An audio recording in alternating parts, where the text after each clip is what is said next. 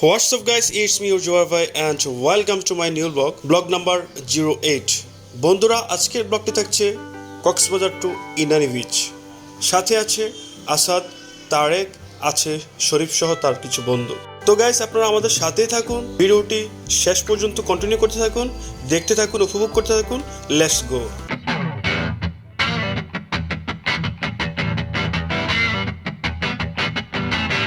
বন্ধুরা আমরা চলে যাচ্ছি কক্সবাজার সুগন্ধা বিচ থেকে রিজার্ভ করা সিএনজিতে, অর্থাৎ ইনানি বিচ। আপনারা আমাদের সাথে থাকুন, দেখতে থাকুন, ভিডিওটি উপভোগ করতে থাকুন।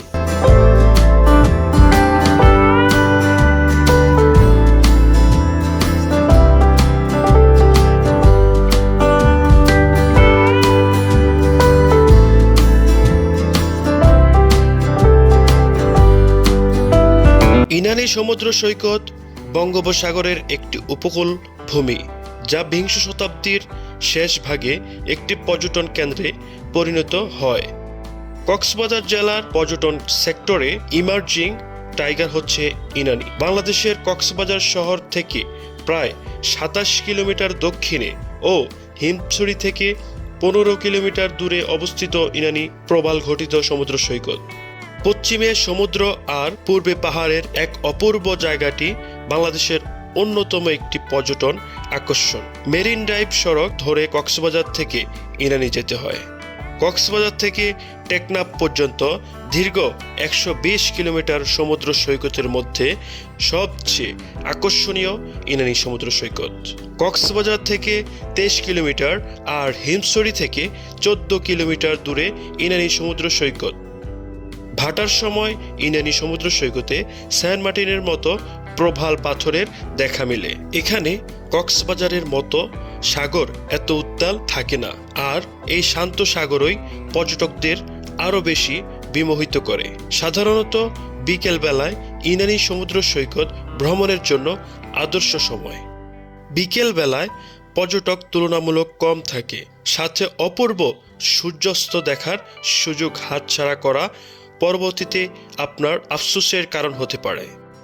এছাড়া টেকনাফগামী মেরিন ড্রাইভ রোড দিয়ে ইনানি বিচে যাবার সময় হিমছড়ি পাহাড়, সমুদ্র তীরের সাম্পান, নারকেল ও ঝাউবন গাছের সারি আর চারপাশের প্রাকৃতিক দৃশ্য দেখে আপনার ভ্রমণের সমস্ত ক্লান্তি দূর হয়ে মন প্রফুল্ল হয়ে উঠবে। এ হচ্ছে ইনানি বিচ, আর এটা হচ্ছে আপনার রাস্তা থেকে প্রায় আধা কিলোমিটার পশ্চিমে বালুকাময় উপর দিয়ে হেঁটে হেঁটে সাগর পাড়ে যেতে হয়।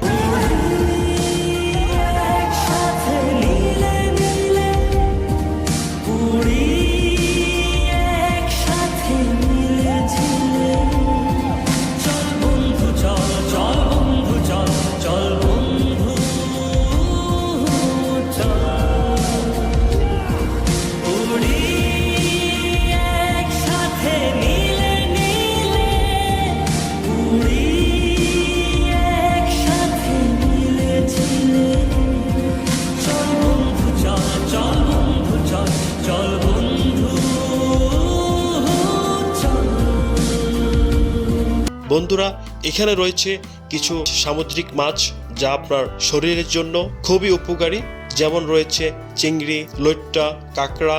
আসলে এগুলা খুবই সুস্বাদু।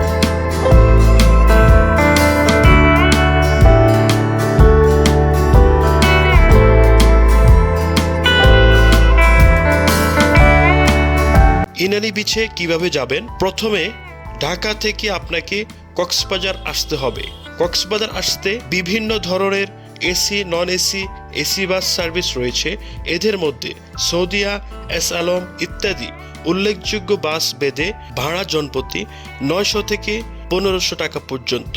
এছাড়া ঢাকা থেকে সরাসরি কক্সবাজার এক্সপ্রেস ট্রেনে করে আপনি কক্সবাজার যেতে পারবেন। আর যদি বাজেট নিয়ে কোনো টেনশন না থাকে, তবে কক্সবাজার যাওয়ার জন্য আকাশপথ বেছে নিতে পারেন। এক্ষেত্রে সময় এবং বিমানের ক্লাস ভেদে আপনার ৬.৫ থেকে ১২,০০০ টাকা মতো লাগতে পারে। তো গাইজ, সব শেষে আবারও চলে যাচ্ছে বাড়ির পথে।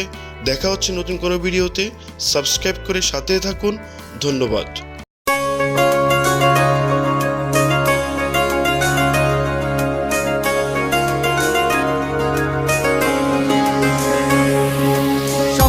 টানে দিলাম পাড়ি অচিন পথে আপন ছাড়ি।